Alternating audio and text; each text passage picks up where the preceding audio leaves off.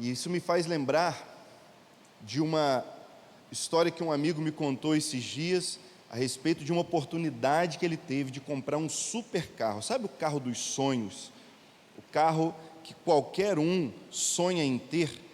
Ele teve a oportunidade de comprar e foi uma pechincha, foi uma verdadeira promoção que ele teve. E ele comprou aquele carro e ficou todo feliz, até que teve algum problema na roda, se eu não me engano quebrou algum parafuso, não me lembro.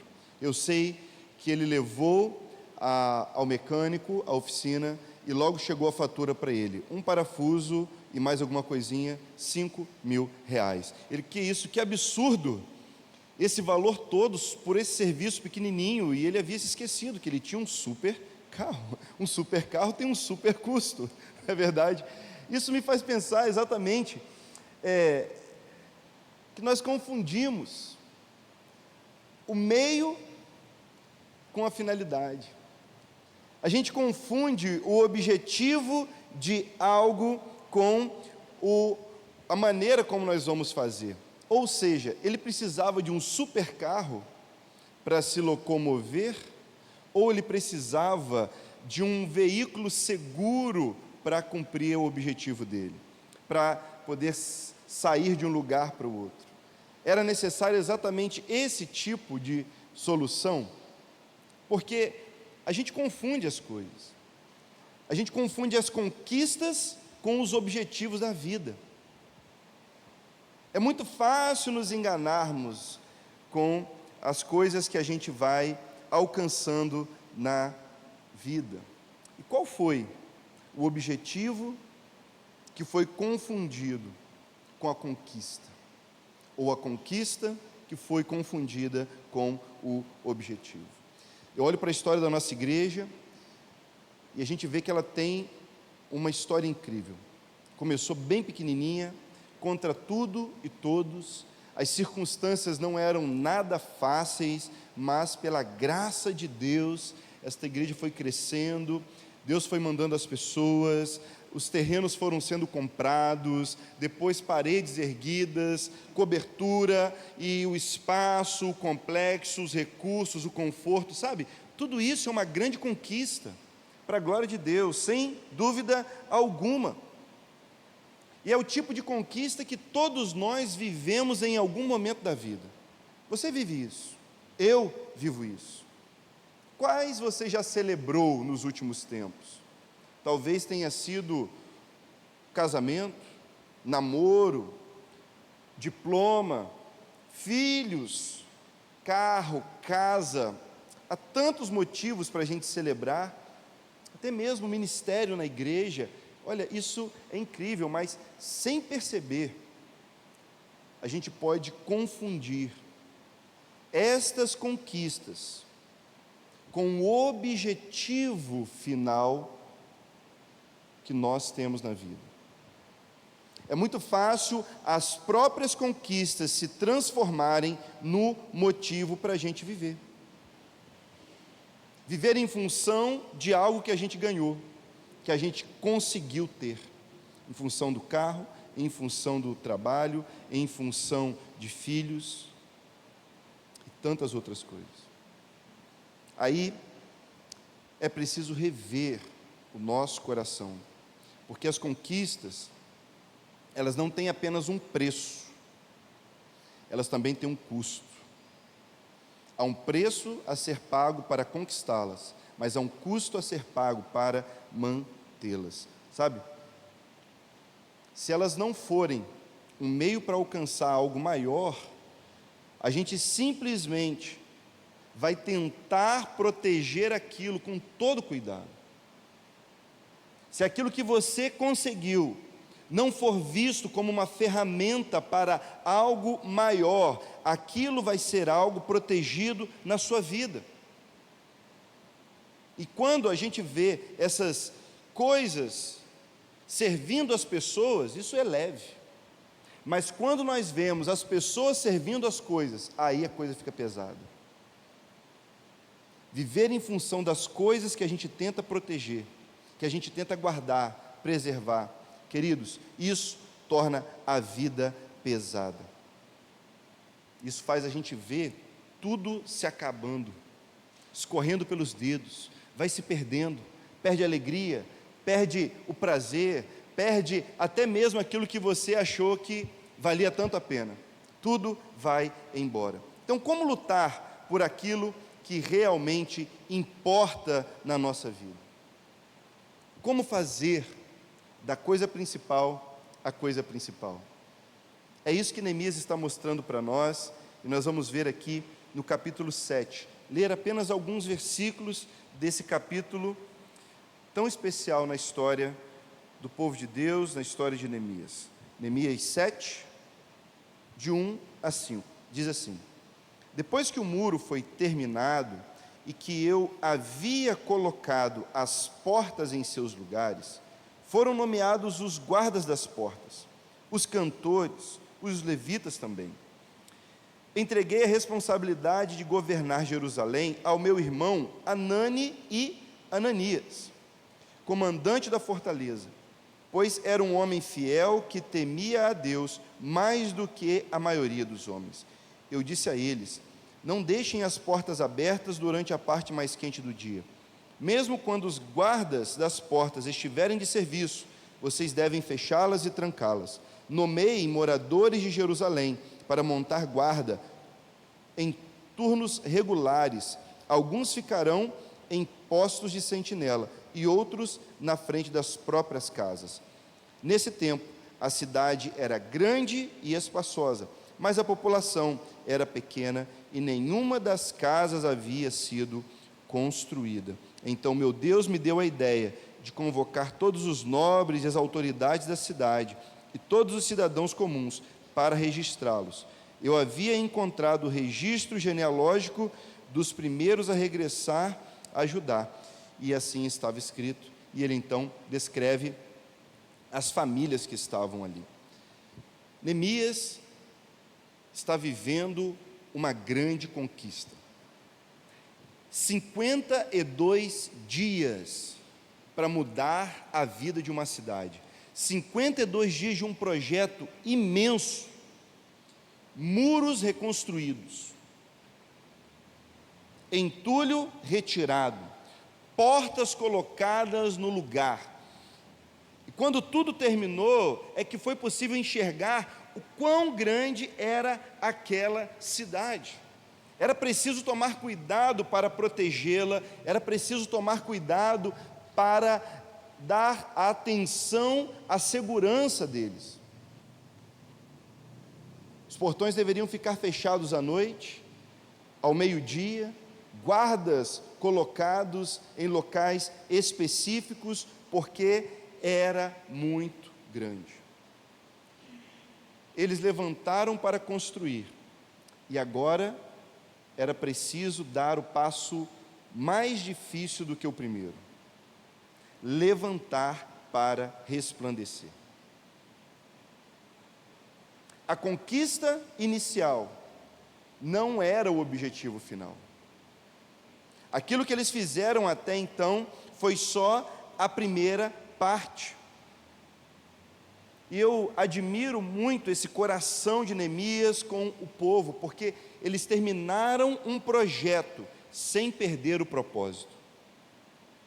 Nós precisamos celebrar pequenas vitórias enquanto crescemos, enquanto avançamos, enquanto conquistamos as coisas, mas não podemos parar ali. E é exatamente esse momento em que nós paramos e achamos que ali é o objetivo final. Nós confundimos um meio de chegar a um objetivo com o próprio objetivo e começamos a nos perder, começamos a nos confundir.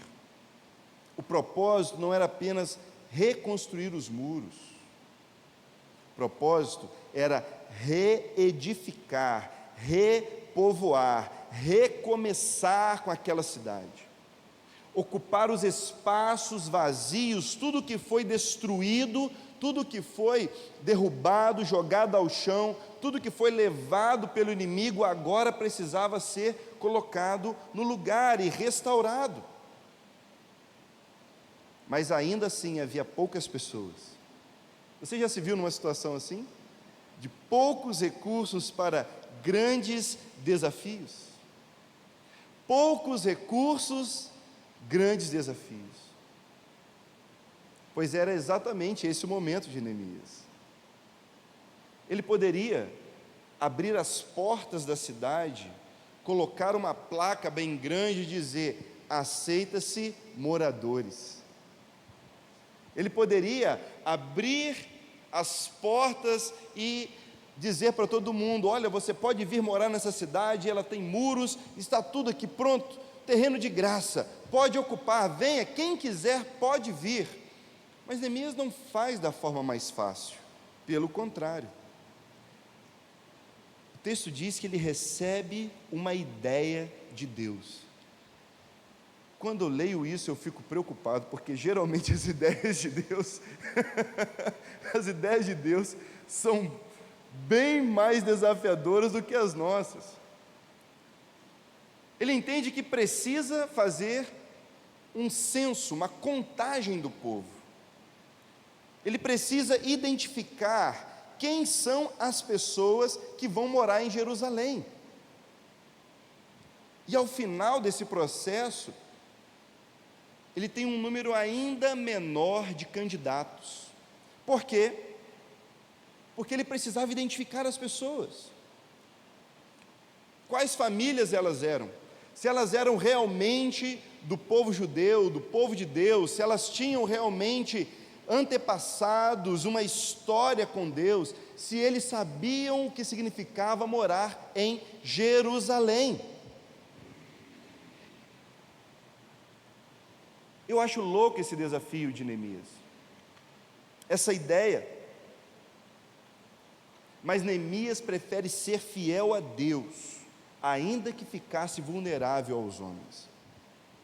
Ele prefere ter pouca gente com um propósito, do que muitas pessoas para uma plateia. Vale muito mais a pena ser fiel a Deus do que temer a qualquer ameaça humana.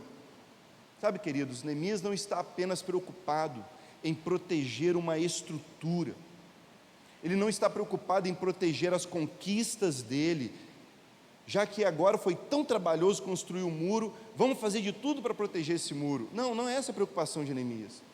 Ele também não está preocupado em perder o que ele já havia feito.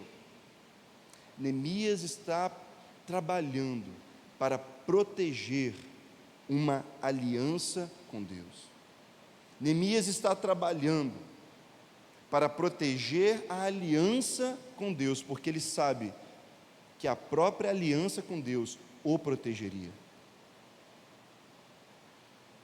Ele precisa contar com homens fiéis a Deus, famílias marcadas pela aliança com Deus.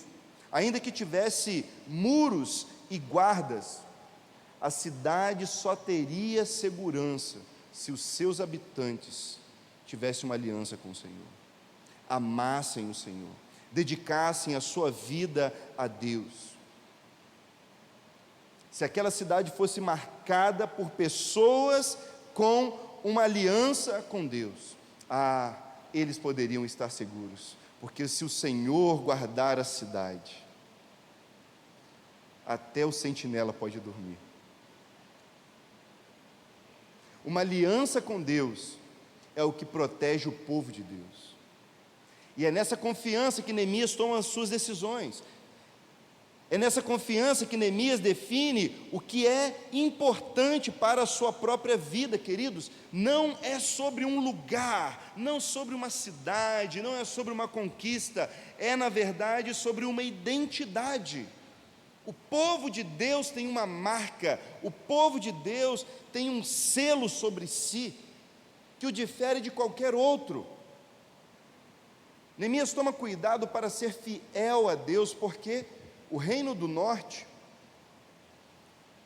se desviou do caminho do Senhor. Quando os inimigos vieram, os assírios, um outro povo, veio contra o reino do norte, a parte de Israel, Eles foram destruídos porque eram idólatras, perderam a sua aliança com Deus. O reino do norte se misturou com outros povos, e é aí que nós vemos nascer os samaritanos, que os judeus não aprovavam de jeito nenhum. Por quê? Porque eles não tinham uma identidade que era a identidade da família de Abraão. Não guardaram a aliança. Eles foram pulverizados, eles foram esquecidos na história, perderam tudo, não pela falta de muros, mas pela falta de uma aliança. Neemias trabalha para a história não se repetir. Eu apelo a você, trabalhe para essa história não se repetir, na sua vida, na sua casa, no seu trabalho, no seu ministério. Não é apenas muros, não é apenas recursos, não é apenas a vigilância, não é apenas aquilo que você pode fazer, sabe? É muito mais, é uma aliança com Deus que nos protege dos ataques do inimigo. O que nos deixa vulneráveis é não resistir ao inimigo. Queridos, nós somos aquilo que nós cremos. Nós somos aquilo que nós adoramos. O que é importante para nós define a nossa vida. E Neemias tem esse coração em Deus, ele quer preservar a aliança com Deus. Então ele, desde o cargo mais alto, cargo de governador, ele se preocupa com isso. Ele não vai procurar quem é a pessoa mais competente, ele não vai procurar quem é a pessoa mais influente, mais popular da cidade, não. Ele procura um dos homens mais tementes a Deus em seu tempo, era o seu próprio irmão. Não era uma questão de confiança nem de competência, era uma questão de fidelidade a Deus, sabe? O critério de Neemias foi o temor do Senhor. Esse precisa ser o nosso critério, irmãos. Às vezes nós investimos tanto tempo, recursos, damos tanta atenção e não vemos as coisas florescerem. Precisamos nos perguntar: será que nós estamos contando com as pessoas certas? Com as pessoas que têm uma aliança com Deus, que temem o nome do Senhor? Pessoas que de fato guardam no coração essa marca de serem a Deus, ou elas parecem ser de Deus? Qual é o nosso critério principal? Competência? Carisma? Ou caráter e temor ao Senhor? Até mesmo os levitas, e esse aqui é um dos pontos mais incríveis. No final desse capítulo você vai ver que Neemias também faz a contagem dos sacerdotes, dos levitas, daqueles que trabalhavam no culto, e ele então dispensa várias pessoas que não estavam nas listas, que não tinham como comprovar a sua identidade, pessoas que não podiam provar que era parte do povo de Deus. Seria muito cômodo para Neemias: é isso, eu estou precisando de pessoas, eu preciso de gente, vamos deixar esse povo entrar, vamos deixar esse povo participar. Mas ele, não, vocês não fazem parte dessas listas, enquanto vocês não puderem provar que são o mesmo povo que nós, que temem o mesmo Deus que nós, vocês não podem fazer parte do que nós estamos fazendo aqui. Então ele dispensa muitos outros que não foram capazes de comprovar a sua identidade.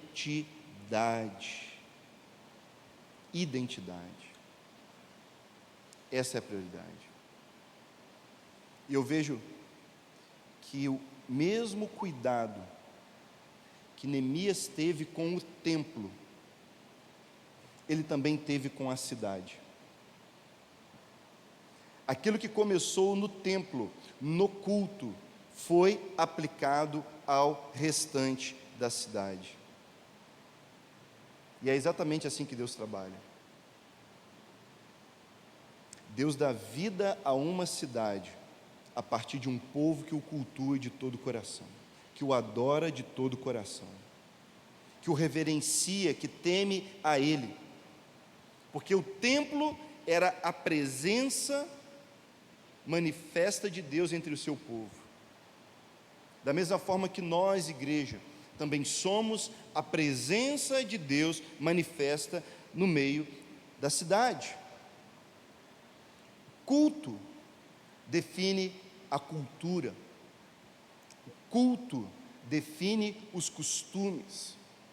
É o estilo de vida da igreja que vai definir o estilo de vida da cidade. E é você, igreja, aonde quer que você esteja, que está definindo como as pessoas vão trabalhar, como as pessoas vão estudar, como as pessoas vão tratar seus cônjuges, como as pessoas vão tratar os funcionários, vão prestar contas aos seus patrões, como vão fazer negócios. O culto é o povo que adora a Deus, que tem a identidade do céu, que é capaz de transformar uma cidade. É você.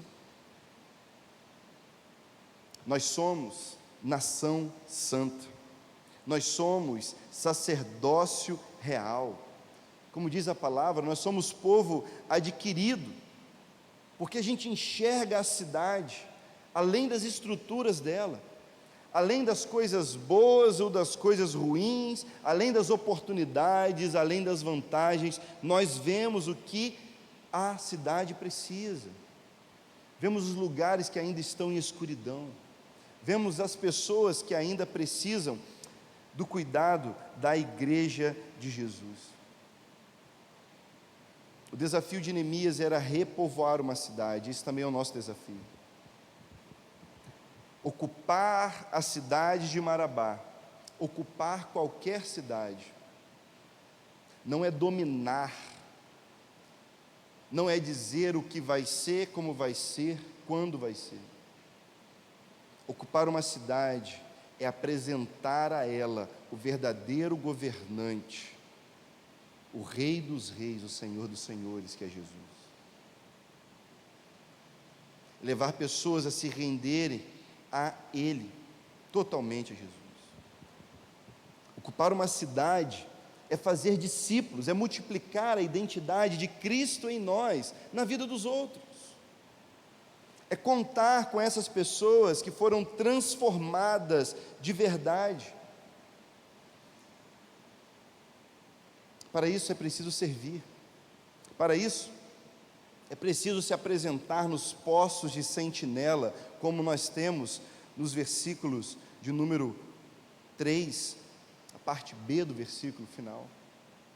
Alguns nas portas, alguns nos locais de sentinela, de guarda, outros na porta de suas casas. É essa a estratégia do reino. Nas portas, nós exercemos influência. Olhamos o que entra, o que sai, olhamos aquilo que é consumido e aquilo que é jogado fora. A gente participa da cidade, se movimenta com ela. Nos lugares de sentinela, a gente está de olho no que está acontecendo, e a gente vai dizer: ei, isso não é agradável aos olhos do Senhor. A gente vai dizer: ei, existe uma forma melhor de se viver, não é assim que a gente acredita que a vida deve ser, porque Deus diz dessa forma. A igreja é a consciência de um povo, e principalmente, além de ocuparmos as portas, além de ocuparmos os lugares de sentinela, principalmente a própria casa. É aqui que Neemias também nos coloca, porque é na casa, é no dia a dia, é na vida comum que a gente define a cultura e os costumes. A gente torna sagrado tudo o que a gente faz. Tudo o que você faz precisa ser sagrado a Deus. Seus estudos são sagrados? Seu celular é sagrado? A sua conversa é sagrada? A sua casa é sagrada? O leito conjugal é sagrado? É essa a pergunta.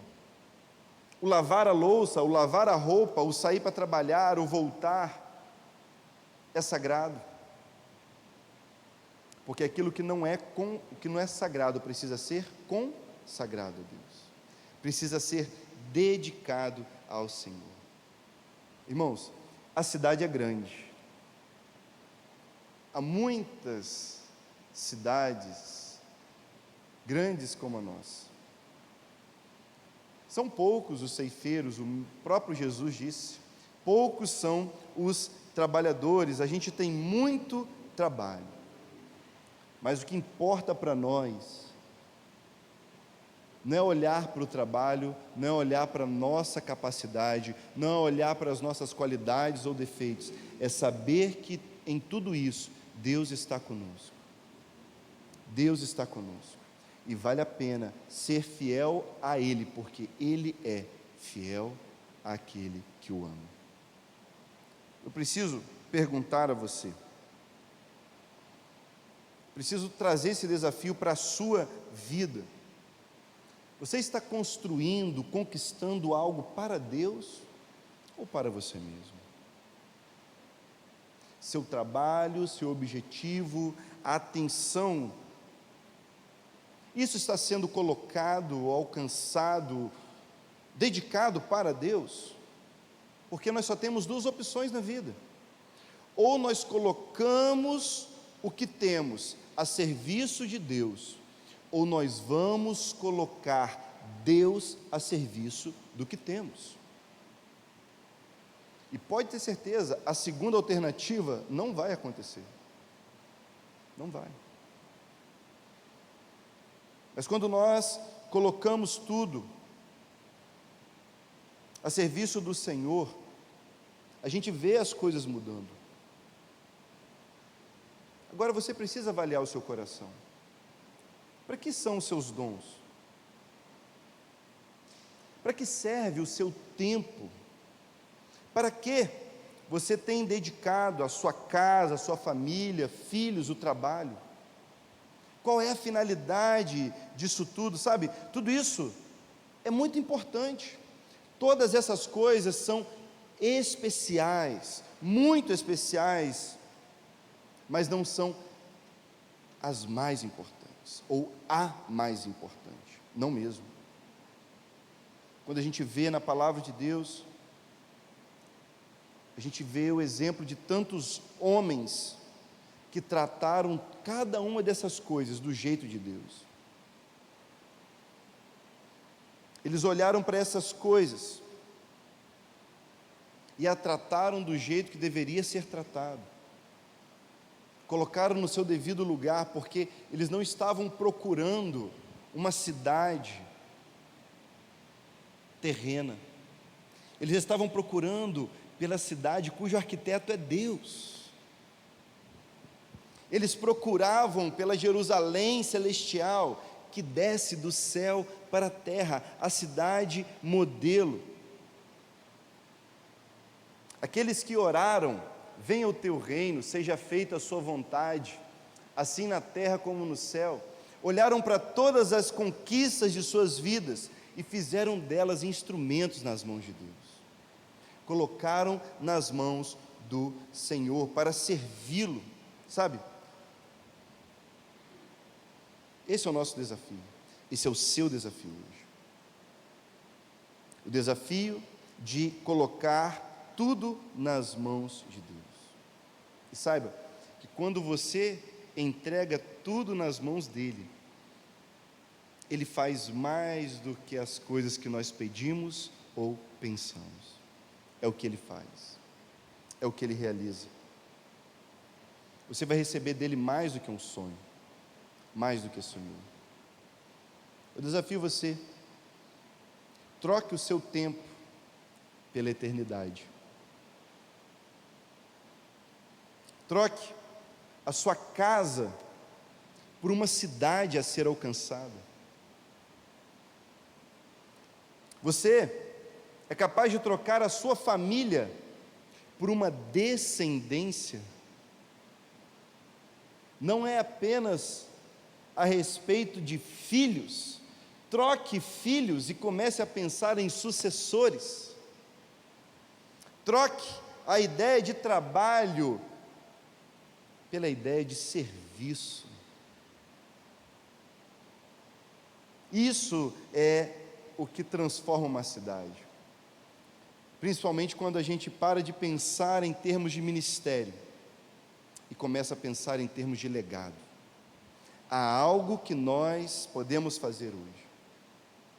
Qual é a conquista que você vai devolver para Deus? O que você vai dedicar ao Senhor hoje, consagrando a Ele? O que você vai colocar nas mãos dEle para fazer do jeito dEle, não do seu próprio jeito? Há algo que a gente precisa entregar, isso eu sei. Há algo que a gente precisa dedicar ao Senhor. Porque o que importa de verdade nessa vida, queridos, não é se é muito ou pouco o que temos nas mãos. O que importa é o que nós colocamos nas mãos dEle. Quando nós confiamos nele. Eu pergunto: o que você tem está nas suas mãos ou está nas mãos de Deus? O que você precisa entregar a Ele hoje para que Ele multiplique, para que Ele possa encher essa cidade? Vamos orar a respeito disso? Você pode fechar os seus olhos e apresentar isso para Deus, dizendo: Senhor, eu tenho protegido algumas coisas, algumas conquistas, tenho protegido a minha reputação, protegido o meu tempo, eu tenho tentado me resguardar, eu tenho tentado usufruir de algo como se fosse apenas meu, mas hoje eu abro mão, diga ao Senhor, hoje eu abro mão disso, e coloco nas tuas mãos, porque isso não vai ser do meu jeito, vai ser do jeito do Senhor. Pelo poder do seu Espírito, eu coloco nas tuas mãos, e eu entrego tudo com confiança, porque o Senhor deu tudo por mim através de Jesus, e é a sua graça que me dá poder para me render e para consagrar tudo a Ti. Pai, nós colocamos diante do Senhor nossa vida, pedimos que o Senhor receba nas Tuas mãos poderosas o que temos a oferecer. Muitas vezes nos apegamos àquilo que conquistamos, àquilo que recebemos pela Sua própria graça.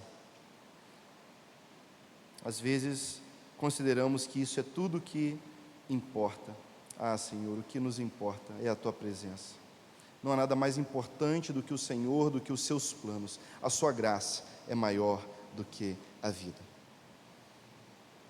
Pedimos ao Senhor que receba o que temos a oferecer, um povo santo, um povo totalmente dedicado, consagrado a Ti, para que a partir de nós o Senhor faça discípulos, nos multiplique e nos permita encher essa cidade com a Sua glória, com a Sua presença, transformando, ocupando os espaços e fazendo aqui manifestar o Seu reino em cada lar, em cada estabelecimento, nas escolas. Senhor, nós declaramos que somos Teus e nós vamos ocupar esses lugares para a Tua glória, nós vamos manifestar o Seu reino. Ah, Senhor, nós somos poucos, mas somos Teus, e é isso que importa. Nas Tuas mãos nós faremos proeza, porque vamos em Teu nome. Dá-nos ousadia, coragem para permanecer, porque é o que essa cidade espera, ver a Tua luz, Senhor, ver a Tua luz. Nós oramos, dedicando ao Senhor nossa vida, no nome de Jesus. Amém. Amém.